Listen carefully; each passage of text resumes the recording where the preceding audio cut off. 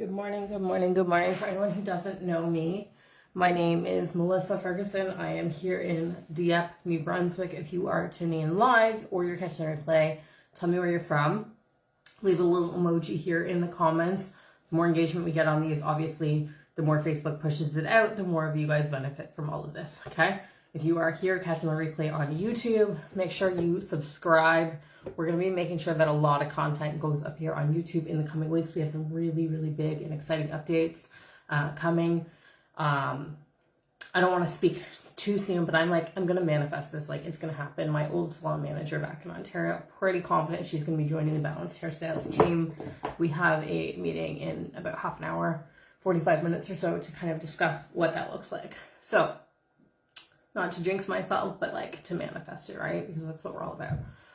So this morning we're going over marketing, and then on Tuesday, no, today is Tuesday, on Thursday morning, 8:30 a.m. same time, Atlantic Standard Time, we have Christina Susan coming on to talk about finances for stylists and how to get ahead, how to prepare better, how to plan better, all of that type of stuff. If you guys have specific times that you would prefer these lives, so please drop them in the comments. Right now I'm just doing it at this time because it's most convenient for me. However, I realize that I think I am ahead of a lot of you guys in terms of scheduling. But with that being said, if you're serious about growing your business and you want to come and ask questions, get your ass out of bed, because it's the only way you're going to, get that result. But if we get enough people kind of wanting us to shift the time, we might do that. So today's topic really is about working smarter, not harder, and how you can get your books fuller faster, okay? And I'm going to give you a little bit of back content here. So I recently moved across the country. Well, I guess it's not super recent now, been about 2 years. And I was able to rebuild my clientele twice. And I did it 2 different times. So the first time I rebuilt it, and I built it with like average ticket. I built it the exact same way that I built my last business.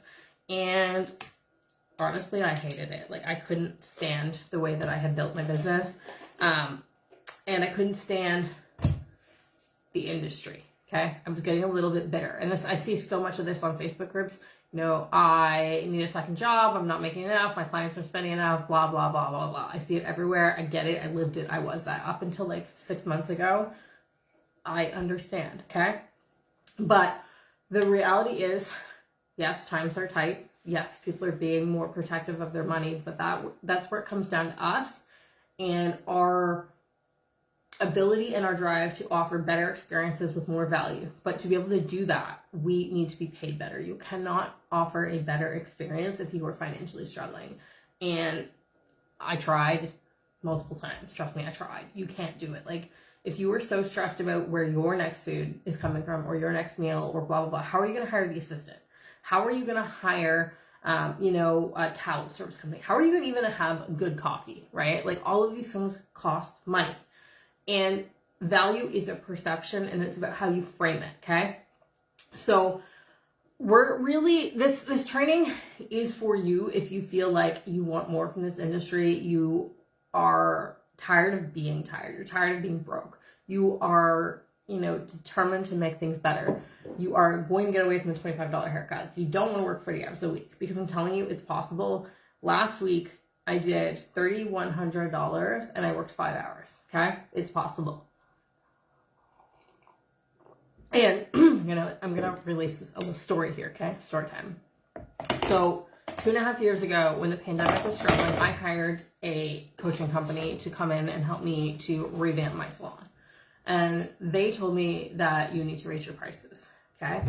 Now, I had a team, and that team was not 100% bought into this idea. And if you're not bought into this idea, it will not work.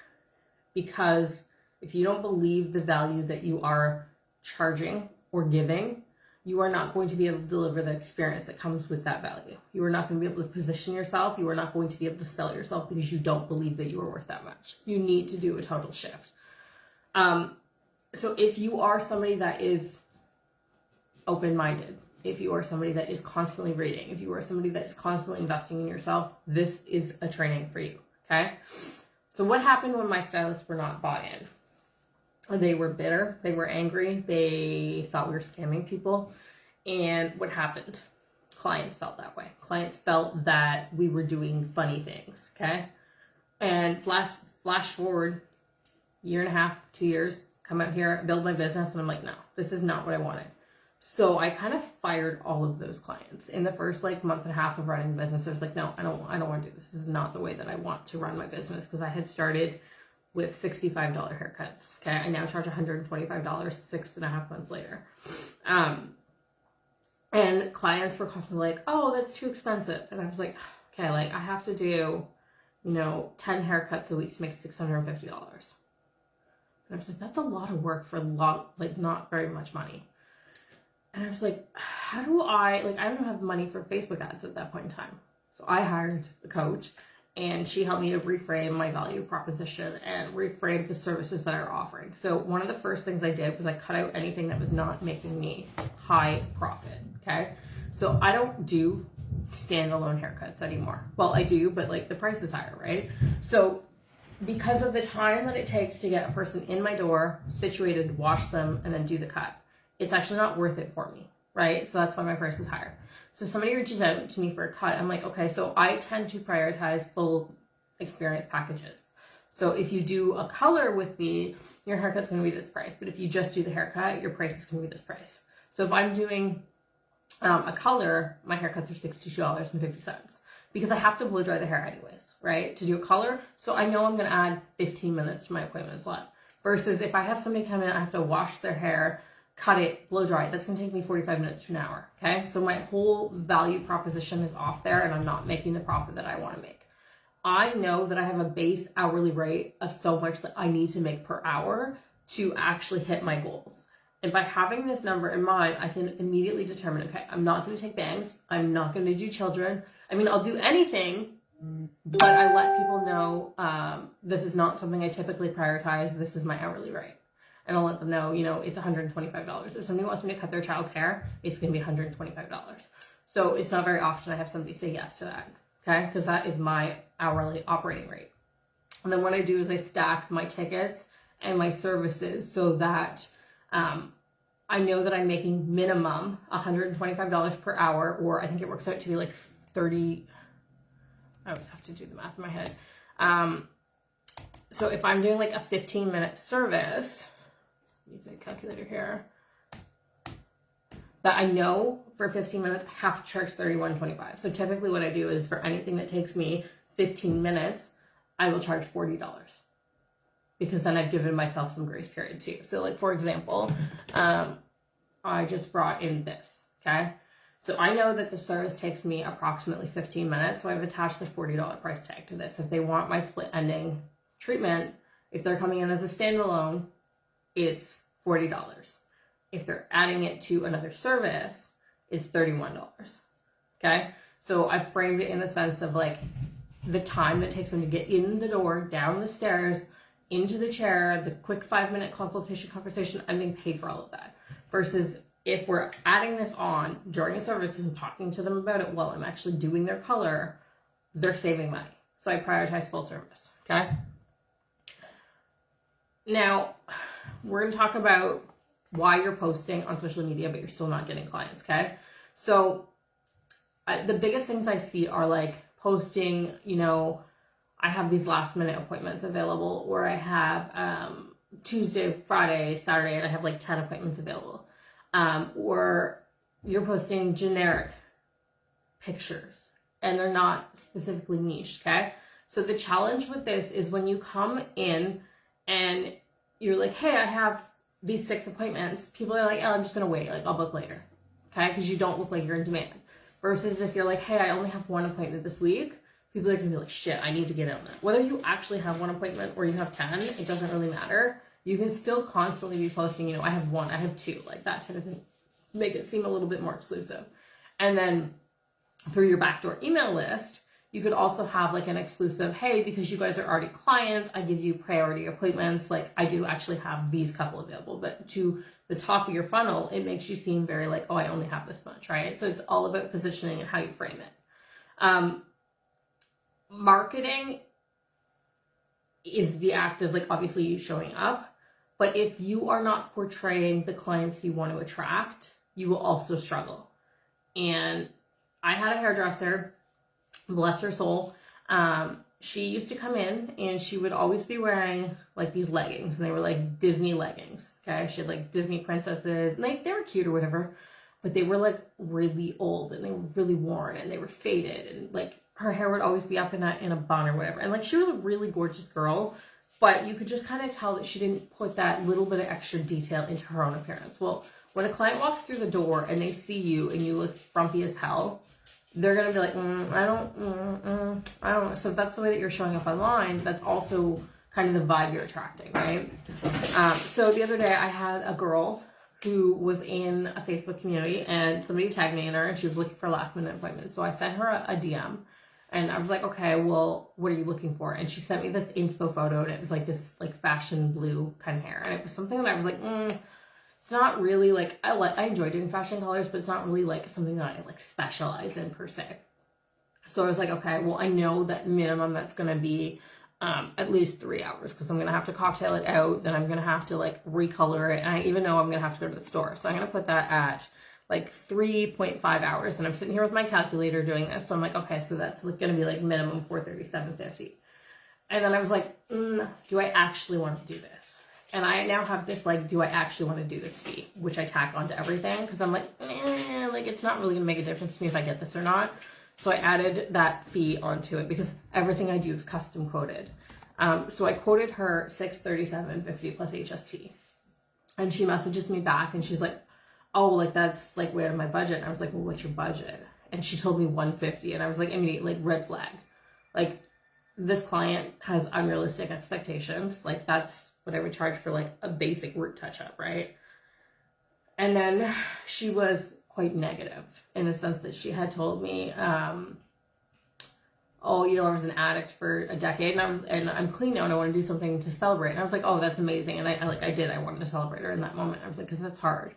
But then she's like, there's no way I can afford that. And this is where normally, myself included, the people-pleasing mechanism would kick in. And I'd be like, okay, you know, like, because of that, like, I can, you know, do X, Y, Z. But I held strong this time. And I was like, well, you know, I do have this option called Medicard financing. You can apply for it and they can finance it and you can just kind of pay them out. So she goes and she applies and she gets declined. And then she actually has her roommate decline. And she's like, oh, like, I did this and so did she. And it, like, the effing thing declined. And I was like, okay, and red flag number 2, right? Like, listen to your gut. So I was like, okay, well, I mean, if your budget is this is another option that I could do. Okay. So I was like, we could do like a shadow root and I could put like a toner on you. We keep the initial color that you have because it was like a faded peach. It's like we could do a root touch up and I'll throw this toner on. You'd be looking about 160 plus HST because I wanted to make sure that I covered that extra toner chemical. And she's like, well, I really want the blue. And I was like, well, I don't know what to tell you, because here's the thing. We often kick into this like, oh my God, like blah, blah, blah. Okay. So I held strong.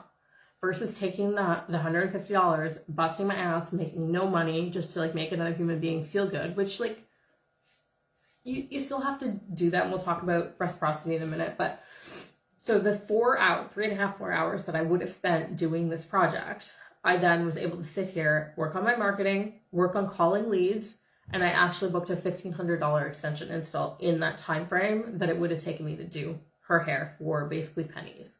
And this is where I know that I struggled before, and I know where a lot of you struggle. Is like because we're living in this scarcity mindset of like, oh, well, if I don't take this $150, there's not going to be enough. Like, I need the money, okay? But if you spend 3 hours actively putting yourself out there, whether it's reading a book, working on your personal mindset, working on your development, you're going to find a better paying project probably in that 3 hours if you put some serious effort into it, okay? Now, in terms of reciprocity, I have a program that I run called Lift for Locks, where I give out free haircuts. And my goal this year is to give out 104 free haircuts. But every time I do that, there has to still be some type of value exchange, because I don't work for free, and you shouldn't either. Every time you say yes to something that is not like a fuck yes, you're saying no to something that is a fuck yes, or you're saying no to something that you need to do to get to that fuck yes. Okay, there's a book that I read. It's called The Art of Not Giving a Fuck. Highly recommend it. So anyways, my goal is to give out these haircuts. So I have certain benchmarks that I have to hit to be able to give these out. So right now, when my Facebook page, like my personal balanced hair page, reaches 300 likes, I'm going to give out a free haircut. Okay? Because I know the time frame that it would take me to do this free haircut, about 45 minutes or so. But I also know that growing this page organically is very tedious, very time consuming. So I have this campaign, people opt in, they get an email that says, hey, when we reach this, my goal is to do this. Can you invite your friends to my page, right? I built that out once, and now people are organically inviting their friends to our page, okay? So the time to do this versus that, like, you can still be reciprocal, but always figure out, like, the benchmark and the value exchange to be able to do the thing. Okay. If you don't believe in your value, though, the biggest thing is, like, people can smell it. They can smell inauthenticity, right? If you're going to go out there and you're going to charge $125, $150, $200 for a haircut, but you're out there and you're like, is my work that good? People will sense that, okay? So, like, people come to me and I'm like, I know I'm expensive. I'm aware. I am probably the most expensive haircut in the city right now. But I'm not doing it for less. Like, there's 15 years of experience. I'm not doing it for less. You have to, like, you have to believe it. And you just have to, like, step into that and be confident. Even if you don't believe it, you just need to be confident, because people will be able to smell it, and then they'll be like, does this girl really, like, is she going to give me that value, right? And then it's like looking for those small things that you can do that are not going to, per se, cost you time or money in terms of, like, application and experience. So, like, for myself, in my shampoo sink, I do what's called an eye pillow treatment, and they're these refrigeratable bean bag pillows that I put onto everybody's face when I'm doing their haircut. And it's something that's reusable. So it was a one-time investment, and I can constantly reuse it. We just wash them. So obviously focusing on, like, different regulations and what your state board allows you to do. But this little value add-on, clients are like, oh, that's a nice little touch, right? They immediately see the higher experience, right? Same thing with, like, instead of using a paper cup, use a glass cup, right? Like, I put all my water in wine glasses. So it just makes people feel elevated, okay? These little things make a huge difference in terms of value proposition. It's no different, like, I don't know, for example, you go to Holiday Inn, or you go to the Royal, what's it called? The Royal Carl? The Ritz, right? Still a hotel. You're still getting a bed to sleep on. One is $100 a night, the other is $600 a night. What's the difference, right? Same thing with a Honda and a Mercedes. What's the difference, right? And you got to figure out how to frame that, but then you got to figure out how to believe it.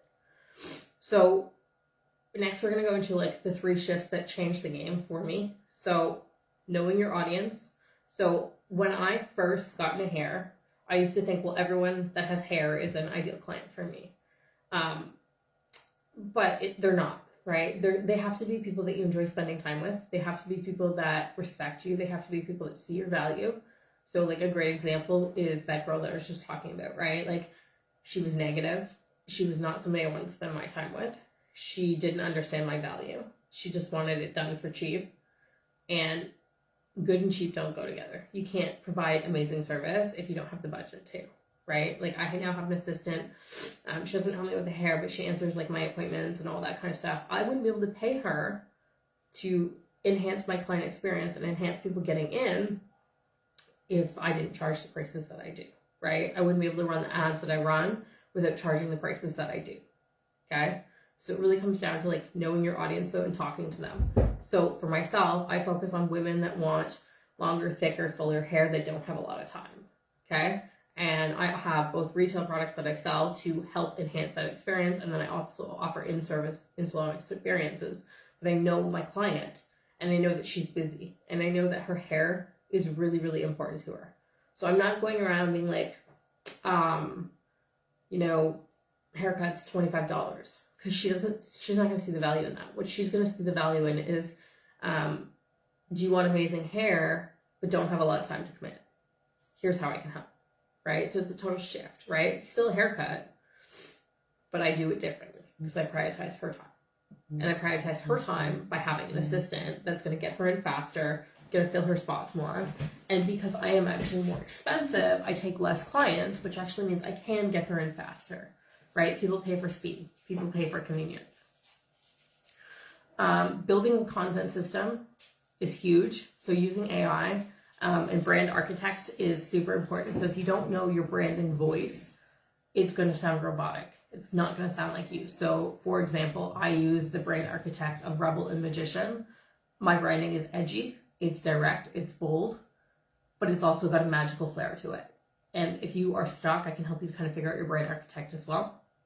And this is kind of where our Marketing to Mastery program is going to come in. So now that we're kind of here, I will kind of mention this. So right now we are in a program launch phase, and the first 5 stylists that reach out are going to get an amazing price on this. Okay, so it's going to be weekly coaching with me. It's going to be evergreen programming, meaning that you're going to get access to your program for life. It will always be updated. You will constantly get new and new trainings, but you'll get discounted pricing on that, and you'll get to learn about what the brand architect means.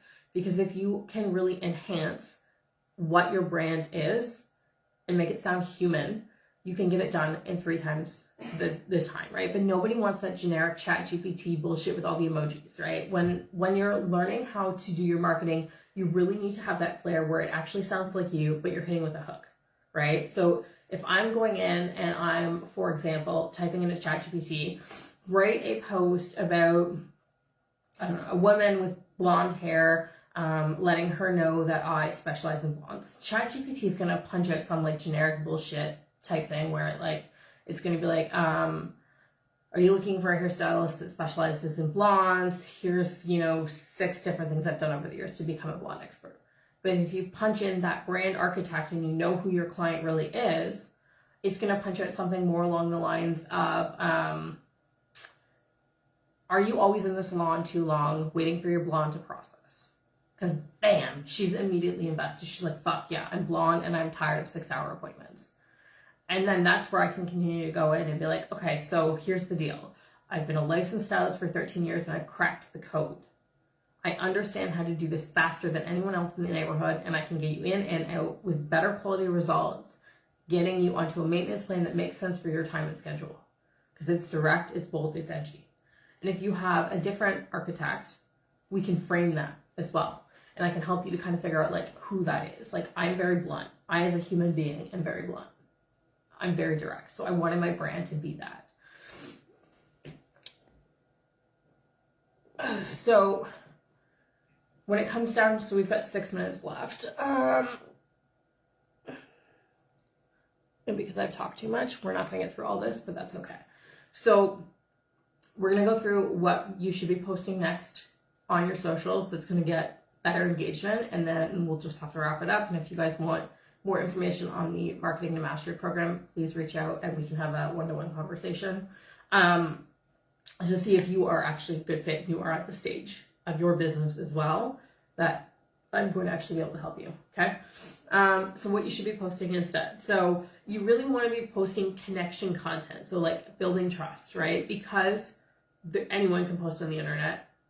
It's really important that you establish authority. And how do you establish authority? Well, first you have to show up. Live streaming is a powerful tool. And I know everyone's like, oh my God, I don't have time to post social media. Live streaming is literally the fastest way to build content. And if you're not doing that in your business, you are missing out. I don't know if you guys follow Gary Vaynerchuk, but like he's been going on about live streaming for years. You're literally offering your clients a literal insight as to like how you operate, right? Like you have that camera going in the corner of your room, they're gonna be able to see literally how your experience goes, right?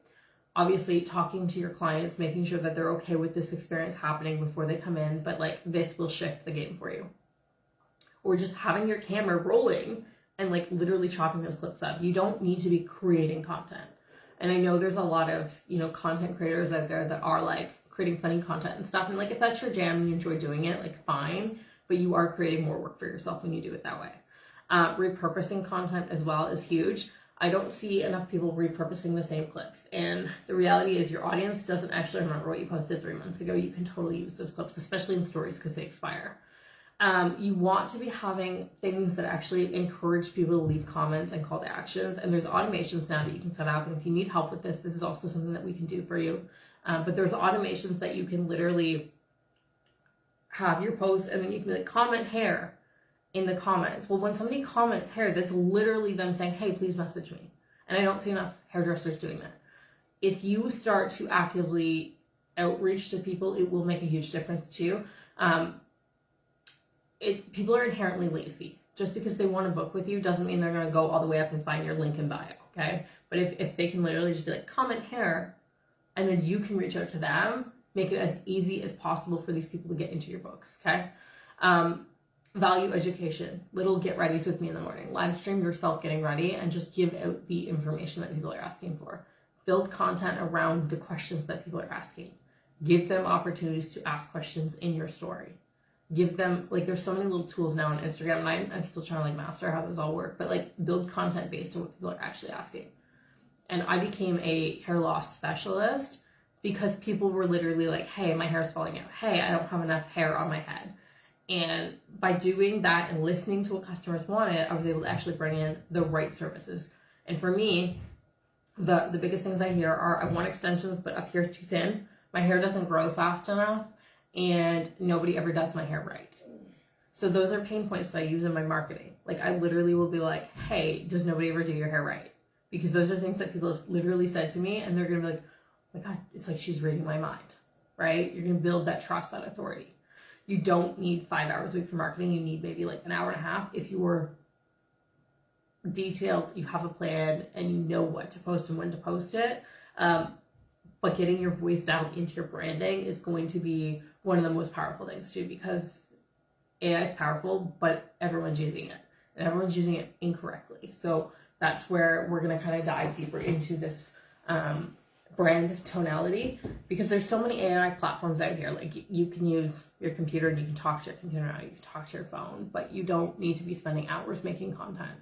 And there are certain devices that you can now use that will, like, schedule all your content out. You set up an automation, and then that content all comes back to you as well. So if you want more information about marketing to mastery, please reach out to me. If you are here on YouTube and you're still with us, please make sure you subscribe. Growing this channel is going to allow us to put more and more content out here. And if you have any questions, let me know. And if you guys could all go and comment hair right here in the comments as well, it just kind of will showcase to you how it works, because by leaving a comment, it will enact my team to reach back out to you, and I'll show you, like, literally action steps that we're taking daily to make sure that we're growing our clientele base as well. All right, I hope you guys have a beautiful Tuesday. We will be back here Thursday morning, 8:30 a.m. with Christina Stuzen, who is going over all of our financial health and well-being as a hairstylist.